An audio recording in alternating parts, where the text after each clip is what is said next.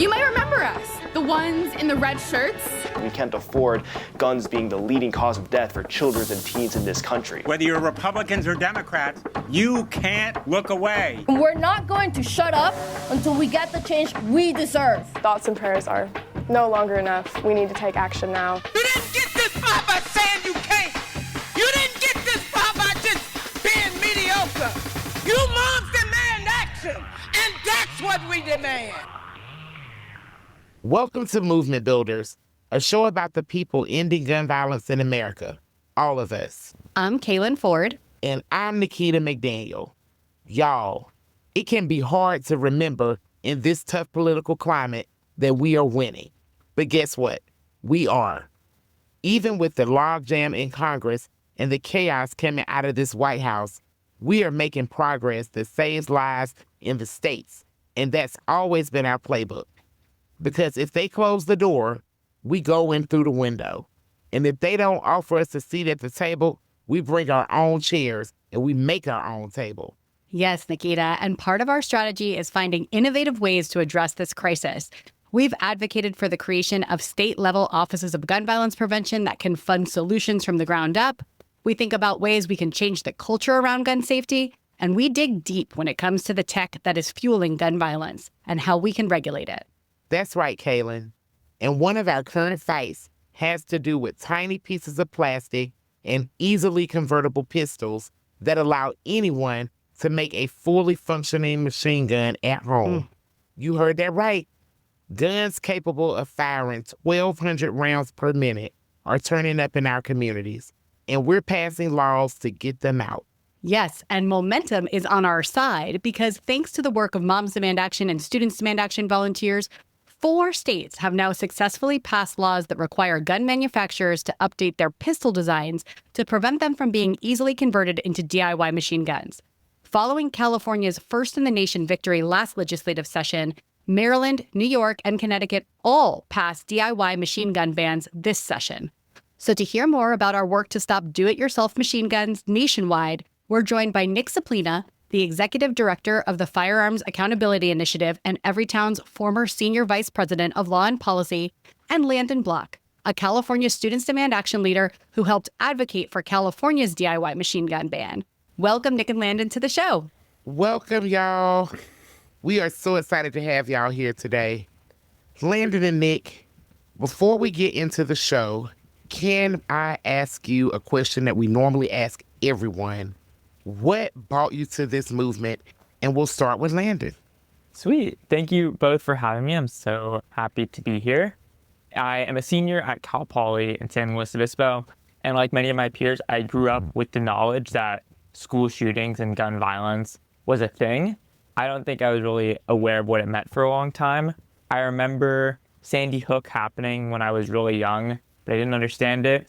And it wasn't until when I was in 8th grade and the shooting happened at Stoneman Douglas High School in Parkland, Florida, that it really hit me. I can still transport myself back to my U.S. history classroom. I was sitting on the left side. It was a day after the shooting, and I was scanning the room for what I would do if a shooter came on campus. I could go outside and run, hop the wall, try to run the 1.5 miles back to my house, or hide in the little connecting room between all the classrooms.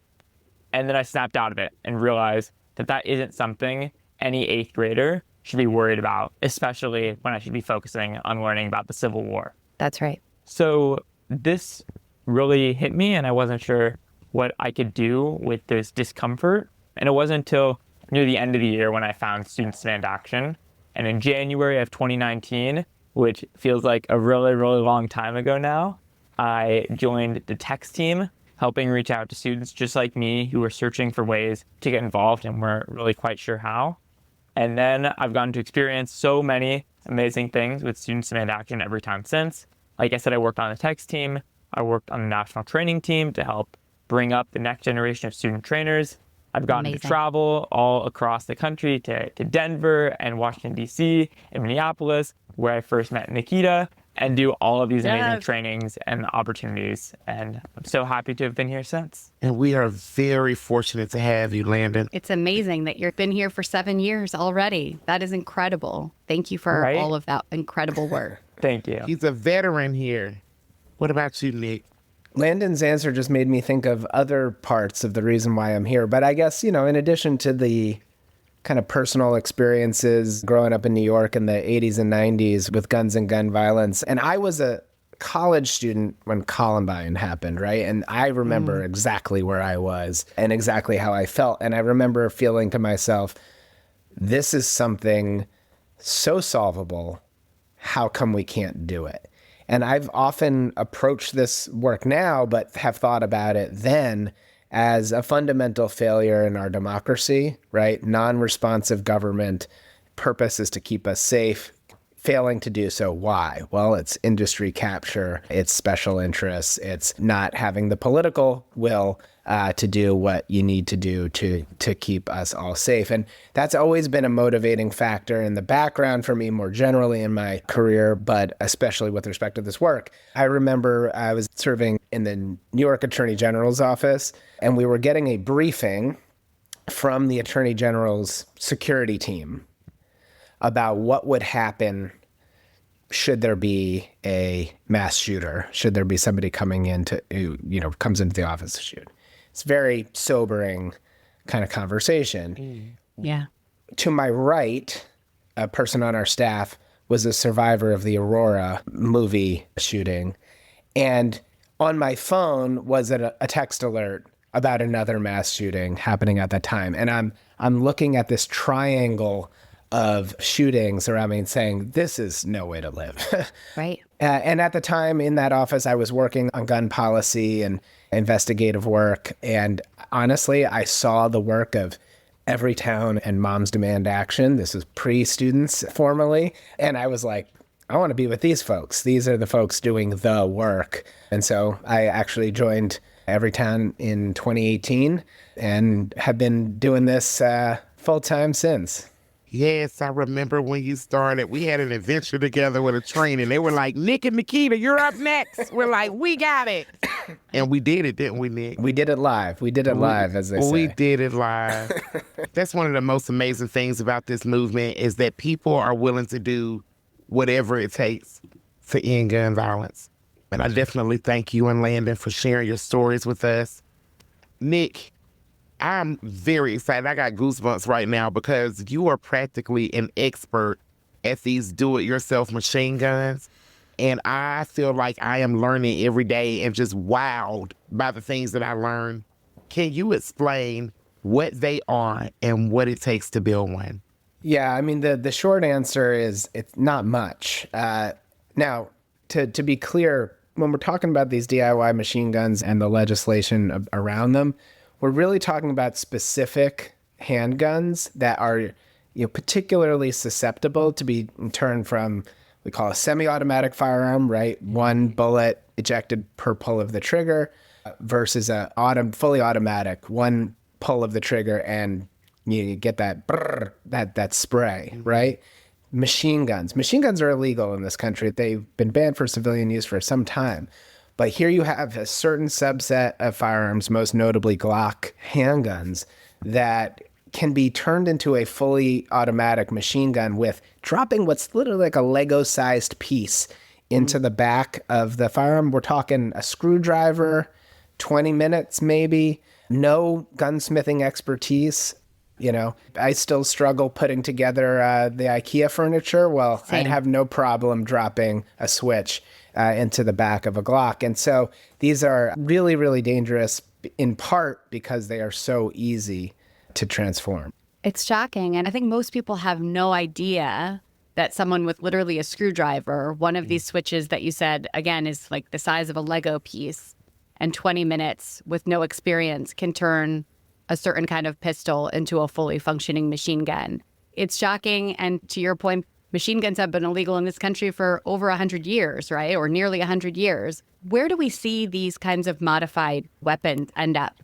They are used in mass shootings. They are used in community violence every day.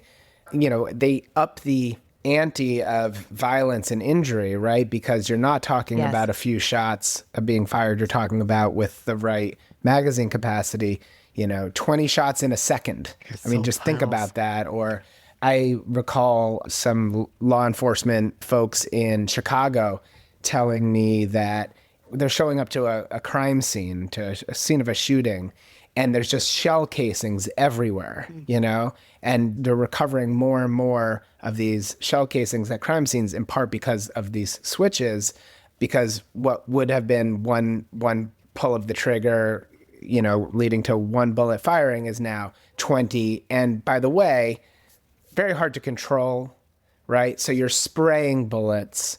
Right. It means more mayhem, more carnage in our communities. And to see the on the ground reaction from both communities and law enforcement, they're like, what are we going to do about this? We haven't had to deal with, machine guns in Chicago since Al Capone. And here we are dealing with it again in 2026. So much devastation. And as you said, so much harm and trauma being caused by weapons that really have no place on our streets and our communities. But folks are doing something about these. And Landon, that's where I want to bring you in, because California became the first state to ban DIY machine guns when it passed AB 1127. Tell us about what this law does and how you and your fellow volunteers fought to get lawmakers to take this issue seriously and pass it. Yeah, I'd be happy to. So what AB 1127 does is it regulates the design of the pistol to prevent this loophole from continuing. The switch itself, that little plastic piece that Nick mentioned, is already illegal in California. But like Nick said, it's so easy to 3D print or to get on an aftermarket and install yourself that alone was not an effective enough regulation. So what California did, which is so exciting as a leader in the nation, is we went after the industry. We said, we know that this design of handgun is dangerous. That's why most companies don't use it. It's only a handful. We are going after this design of the handgun to say, if you know that this design is dangerous, we're going to prevent you from doing it. We don't care about ditching responsibility and saying it's on the people who install the switch, it's on the people who make the switch. If you know that your device is being misused, we can't let that happen. That's right. So California took this first step in the nation in going after the industry in this way. And it was a little bit of a tricky process. The support was hard to get, even in California, where we are a state with the strongest gun laws in the country. It looked like it was going to stall in committee for a hot second, which was worrying. And we were lucky to mobilize the entire weight of the Everytown, the Students Demand Action, the Moms Demand Action volunteer network in California, and push good policy and say, we all want a safer California for all of us. And lawmakers, it's time for you to stand up and put your communities first. So things were a little scary in the middle there, that things might not go through. But we used the full weight of our volunteer network. We pushed the state assembly and the state senate to do what's right. And Governor Newsom signed the order last year in 2025. And now we're leading the nation in this effort. You organized your way into victory. Yeah, we did. Yes, that's what I love to hear. Yes. I love that. And California gets it done, no matter how long it takes. We always do.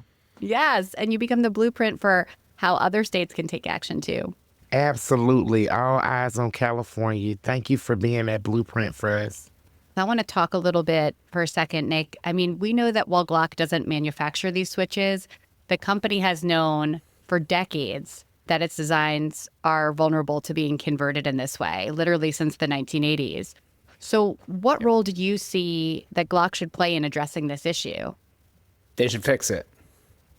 They should fix it because they can, because they have known about it. And honestly, you could give this kind of answer to a lot of problems in guns and gun violence. The industry does this game that it puts increasingly lethal firearms platforms out into the marketplace and then throws its hands up when they're used exactly as they're designed to. That's right. That's unacceptable. Glock can make the changes. And I should say, in addition to the legislative efforts, there are lawsuits across the country that are trying to compel Glock to fix this problem. There are several lawsuits now filed against the company for its role in selling pistols that are easily converted into DIY machine guns. So, Glock is going to have to answer in court for its actions as well. That's right. We're not waiting they for them to should. do this out of the goodness of their heart. They had a long time to do it out of the goodness of their heart, and that's clearly not happening. So next up is accountability. Accountability, and we are big on accountability here. Landon, the gun industry really relies on staying in the shadows when it comes to avoiding the kind of anger from the public that we've seen with other industries and other products that cause harm. I'm thinking of the tobacco and opioid industry, for example. How is the work you and your fellow volunteers are doing bringing them out into the light? Yeah, we're on the Movement Builders podcast. Often we forget that we know a lot more about all of these issues than everybody else. I think we've all run into situations where we use a little too much jargon when talking to somebody and realize we have to take a step back. And that's kind of what this is. We know a lot of the shady tactics the gun industry uses in order to sell their devices and make communities less safe in the process. But not everybody does that. We know it because we've been in this movement for so long. So the big thing that we're doing is letting communities know, hey, these are the ways that the gun industry is putting profits over people. And that's not an okay thing to do. And also we're saying, hey, here's ways that you can take action on this. The big thing we're doing is we're showing people, hey, here's this problem that's going on that you might not have known about or you might not have known the extent of. And the really important part, here's what you can do about it. Here's ways you can get involved. Here's people you can work with. Here's actions you can take. And combined, those two things are really helping bring the industry back into the light and showing them that it's not okay to keep running as a status quo. I love that. The education piece is very important and removing some of the language that kind of complicates that. And then it sounds like we actually have actions that people can take that don't seem overwhelming, right? Because sometimes people feel like it's a lot. But in movement building work, what I have learned to work for sure is that everybody has a part. And like if you just do this part that you can do, then together that's how we make that impact. So hashtag keep going, Landon. There we go. I'm here for it. I love that. And even on this podcast, right, we've got Nick, he's bringing decades of legal experience, policy experience to this fight. Landon, you're bringing that grassroots power and that incredible, authentic and powerful voice of students demanding that things change, having grown up with these kinds of problems and these kinds of conditions at school, at home, in their neighborhoods. And it's incredible, right? We can't do it without all of us here doing it. And look, I think the way that Nikita framed the question is where we want the public consciousness to get to. How is it that we can so clearly see the tobacco industry as part of the problem of lung cancer and emphysema for products that they were selling to the public, even though it was members of the public choosing to use those products or misuse those products, right? Same with opioids more recently, right? We don't have that general sensibility right now. We have a lot of work to do to make the case, but it is right there. And I think Landon said it quite well. This is just simple, old-fashioned putting profits over people, but being able to explain how, because it is a little bit more complicated, because it is a little bit more in the shadows, literally protected by statute in some places, in some ways, but also just hiding, that we need to keep making the case. And we're doing so. The actions that we can take, those readily accessible actions, right? They come in a lot of different forms depending on where you are in the country, right? So it can be bills like the ones we're talking about today, DIY machine guns. It can be anti-trafficking laws that really focus on the dealers. Most guns that are used in crimes and that are trafficked are in fact sold at a retail dealer. You think of it as like a shadowy alleyway where somebody's opening a trunk full of guns. And that does happen, but those guns came from a place and it was a well-lit dealer on some side of the road that is looking the other way when somebody walks in and buys 12 of the same handgun and pays in cash, right? The gun industry is a part of this problem. And so when you're talking about solutions, being able to tell that part of the story is really important. The gun industry is externalizing all of the costs of its business model on us. We are the ones out here getting shot and dying. We are the ones with the hospital bills, with the lost income, with the harm to our communities and the businesses in our communities. And they're making money, right? So what do we do policy-wise? Well, what about taxing the industry and making it pay its share for the harms that it's externalizing, right? Just like we do with cigarettes right now, where there's a tax that is meant to offset the harm of the product. So I can talk gun industry accountability all day, but there are so many different areas where we can have a real impact. And we're doing two things at once, right? We're literally changing the conduct, but also teaching the public about why it is that this industry needs to be regulated and how, if it were, we'd all be a lot safer. I still work on the ground in my community. And so I am always having these conversations with folks. And one of my favorite lines to remind people, and it gets them every time to really thinking, I always remind them that every illegal gun was once a legal gun. That's right. Like it started somewhere. Like it wasn't illegal, you know. So I learn from y'all, and I take that and I go right into community and I talk about it. And I think it is good for us to talk about it and let everybody know, because it also helps to shape and change the culture. Yep. You got the policy change. We got to have a culture change.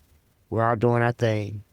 And Landon, I want to jump back in with you for a second, because that cultural change and that educating people is such an important part of the process. And as Nick said, we have these solutions, but because the gun industry has done such a good job of sort of divorcing itself in the public eye from the harms it causes, a lot of times we're talking to people who have never really even thought of the role that a gun company, a gun manufacturer, a gun dealer plays. What other kind of work are you doing to kind of educate folks about the gun industry, about our work to hold it accountable? And what have you found really resonates with people? Yeah. The first thing we're doing, the biggest, highest level thing, is we're training the next generation of gun violence prevention activists. So that's going across the country in these school group meetings, in national meetings with thousands of students, bringing students together to say, here's what's going on, and again, here's what we can do about it. So the first thing that comes to mind is last summer, I got to spend a week in Minneapolis with Nikita at the inaugural Student Organizing Institute, which I'm sure many of our listeners also got to attend. So awesome. And one of the tracks for that was an industry accountability track, showing what the gun industry is doing, all of its shady tactics, and how we can combat that to put our communities first. So the first thing we're doing is showing our student generation of volunteers what they can do about it, and making sure that as they grow up and they enter the workforce and they continue their activism and do all amazing things with their life, that they have that centered. But the other programs we're doing is one that I am really excited about, that I might not have been so excited about a few years ago before I was really in the weeds on this, is trying to take opportunities away from the gun industry where they have monopolized the market. So one thing I'm thinking about for this is the new firearm training series that every town is piloting. In the past, especially the NRA got to monopolize this market and say, here is what is safe to do with a firearm, here's what's unsafe. And a lot of those practices, while maybe well-intentioned, maybe they start off great, aren't the case anymore. So being able to take active power back in that, and showing and working with experts to create safe trainings that every town, as I would like to remind everybody, is not anti-firearm. We're not anti-gun owner, but we're pro-safe communities and safe usage. So to be able to take power back in that space and say, hey, industry and firearm association groups, you can't control this entire market and say what is or isn't safe for somebody to do with a legally purchased firearm. We're going to take up a stance on that and help provide people with resources so that they can use their firearms safely. All of those things are ways that we are taking back power from the firearm industry and not letting the status quo continue as normal. Well, and I'll add two plugs on top of those excellent points. First, on TrainSmart, in addition to the actual safety training part, and I think you're right, I think it was historically well-intentioned. These are pipelines for gun rights extremism as well, right? So you're going in, you're just trying to learn how to use your firearm or use your firearm safely, and instead you're getting a extended course in hypervigilance. There's a threat around every corner. You should be carrying your gun at all times in all places and always be ready to neutralize threats. It's like very like militarized view of community. But then also, hey, sign up here and you can be on the NRA's list and we can fight all these laws that are just trying to take your guns away. And it's a pipeline directly into a lot of misinformation from folks that, you know, aren't necessarily particularly interested. They didn't buy a gun as a political act. They did it for their own personal reasons. And so having an antidote to that is really important. I think, Landon, I have this right, that in Minneapolis last year, you guys may have come across areyougooDwithThat.com. Yes. If you are looking for a satirical way into gun industry accountability, if you're looking to laugh a little while learning about how this industry works, check out that website from the students. It's brilliant. It's, dare I say, actually entertaining, which doesn't always happen in this tough line of work. So check it out. I was just thinking about that, me going back to community. I'm like, do I need some bumper stickers or something to say, are you good with that.com? You know, just Maybe. and we need to have them like plugged in places. People gonna be like, what? Am I good with what? Go to the website and you will see. Ask the question and they'll come. Absolutely. And Landon, thank you for mentioning Train Smart, and Are You Good With That kind of looks at this too, at that toxic marketing. We can't have people who are marketing firearms, you know, get your man card back, sort of toxic masculinity, then turning around and saying, yeah, you know, we support this kind of firearm safety training course. Come learn how to be safe from us. It doesn't work like that, right? Absolutely not. Right. And so I thank you for mentioning that, because I think that's really important to note that, you know, we want to come to this from a place of responsible gun ownership and safety. We have that credibility in this space. We've been doing this for over a decade now, and we're really actually looking to help people have safer behaviors around what are essentially deadly weapons, rather than, as Nick said, teaching them to carry them everywhere at all times for any reason whatsoever. So thank you for mentioning that. I think that was really, really important. Yeah, it's the fear mongering for me. You two do not get to leave this show without our very special question. Every one of our guests, we recognize that this work is very heavy work, and we have to take care of ourselves and each other. So if you can share what you are doing to take care of yourself as we do this very heavy work. And I'll let you go first, Landon. Sweet. The best advice I've ever gotten from somebody in politics to keep it going is to have hobbies and things you do outside of politics. I'm a big sports fan, a big Padres fan. The baseball season just started, so that is really fueling me. Awesome. But one lesson in sports, they say, is the best ability is availability. You can only do so much if you're on the sidelines, and that is a big motivating piece for me. I sometimes will take a step back from the movement to preserve myself. I don't want to get burnt out. I don't want to push the movement away and get so disgusted with the amount of stress it brings me that I never want to come back. I want to have a healthy relationship. So when I'm feeling amped and motivated, I want to dive head first. But when I'm feeling stressed, when school is piling up, when I have other work obligations that I have to attend to, I might take a step back, and throughout all of it, making time to watch the Padres, making time to spend time with my friends and family, and put self-care first. And Everytown Student Cement Action provides so many opportunities for self-care, which makes it easy to do both at the same time. But again, I think it's really important for everybody to make time for themselves and have a healthy relationship with the movement, so you can be available when you're ready and you don't get burnt out too quickly. What a wise soul. Yeah, That wisdom. you passed. Where were you 25 years ago for me, Landon? I mean, Landon, I mean, your wisdom is so incredible. And I just, you know, that's something I'm still learning how to do. And if I think back in my life to be in my early 20s, if I had learned that earlier, I think it would have been such a different story in so many ways. And so that's just beautiful. Thank you for sharing that with us. It's really incredible. And don't you forget it as you're getting a little older. Remember that, okay? Yeah. And you're about I'll to do my graduate, best. right? Yes, I actually, don't tell anyone, I graduated a quarter early. Congratulations. So, thank you. Still staying involved with the Students Network, and I'm very, very happy to.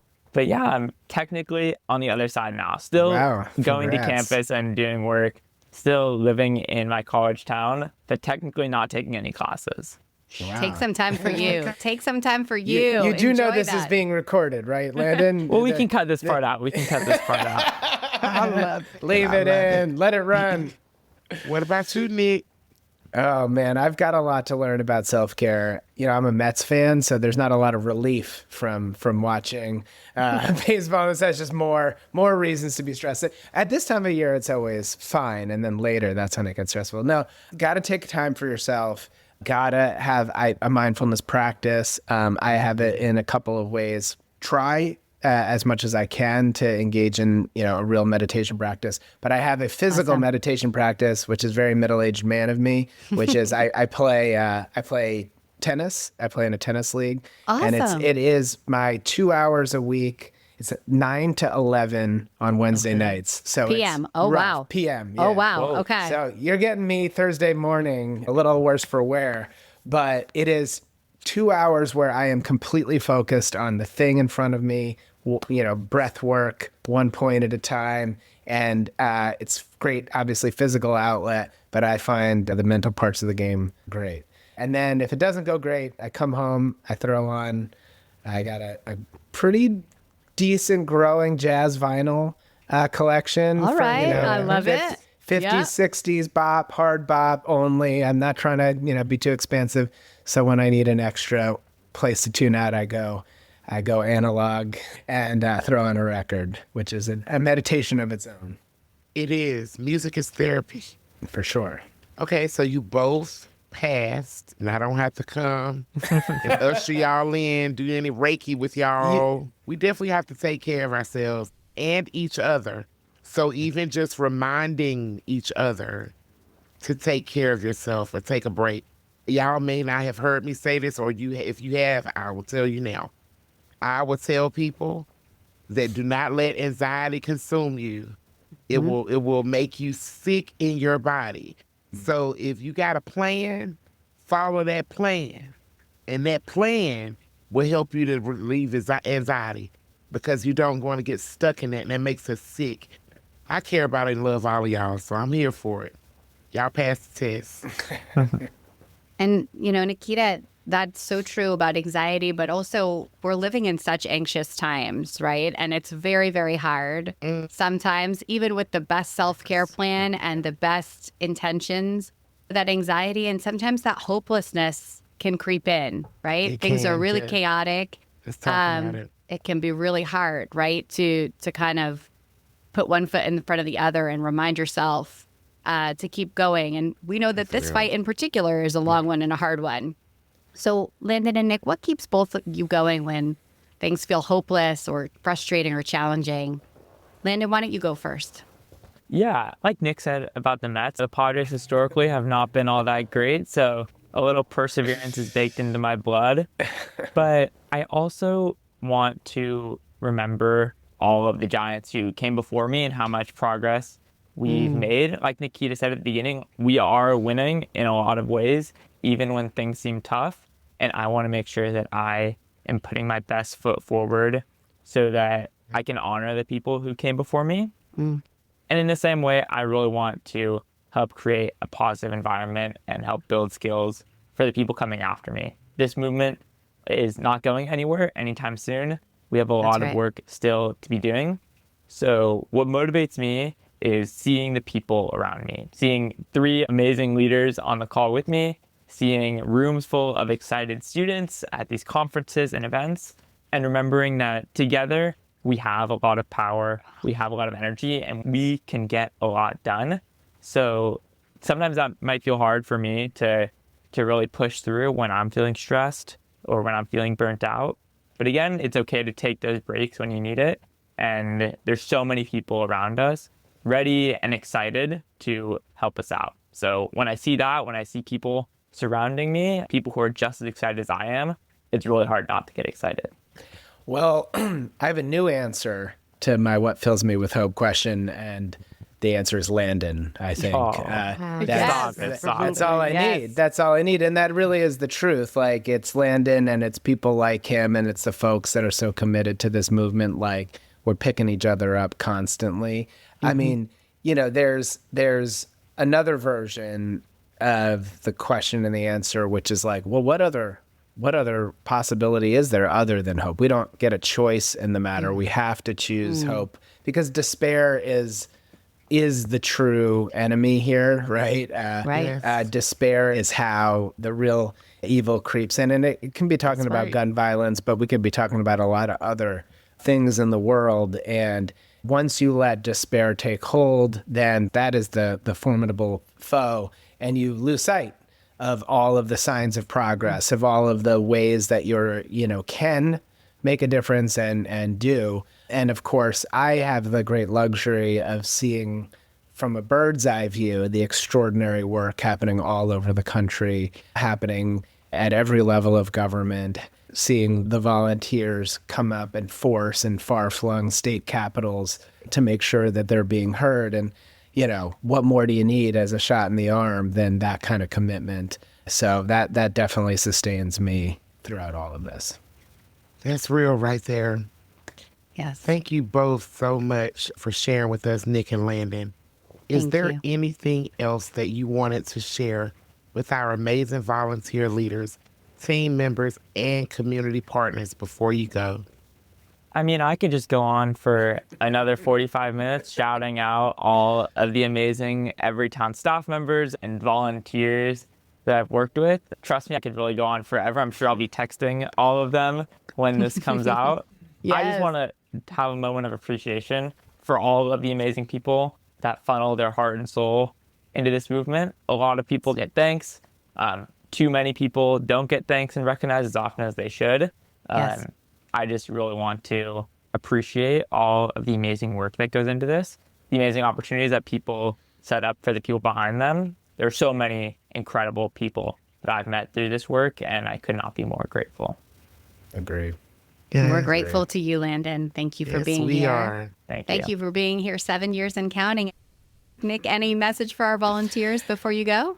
Just echo the appreciation for all the hard work. It's already hard work, and doing it in even harder circumstances and that much less recognized publicly is really a challenge. But every day you're defying the odds. So thank you, and thank you for keeping on. Keeping on, keeping on. What do the young folks say, Nikita? Period. You nailed it. I love that. Thank you both so much for being on the podcast with us. This has been an amazing conversation. Really appreciate both of you taking the time out of your busy days to do this. Our pleasure, I'm sure. Thank you for having us. Y'all, that was a fascinating look at just some of our work to hold the gun industry accountable. And I am so proud of the work volunteers in Maryland, New York, and Connecticut have done this session to pass these bills. And I'm fired up to see where we're going next. Me too. And it's getting me fired up for our work in the midterms, because we know the more gun sense candidates we can elect, the more laws like DIY machine gun bans we can pass. And that matters. So jump in with us. Our Elections Hub is already live and full of ways you can get involved in your community. We'll be sure to link to it in the episode description. It all matters, and so do all of you. So as always, this podcast is our community. Please keep sending us your thoughts, feedback, and stories to movementbuilders@everytown.org. Again, it's movementbuilders@everytown.org. And please keep sharing this podcast with the folks in your lives and tell us about the topics you want to learn more about. Thanks for listening to Movement Builders. I'm Kaylin. And I'm Nikita. Thank you for all you do to save lives. It's working.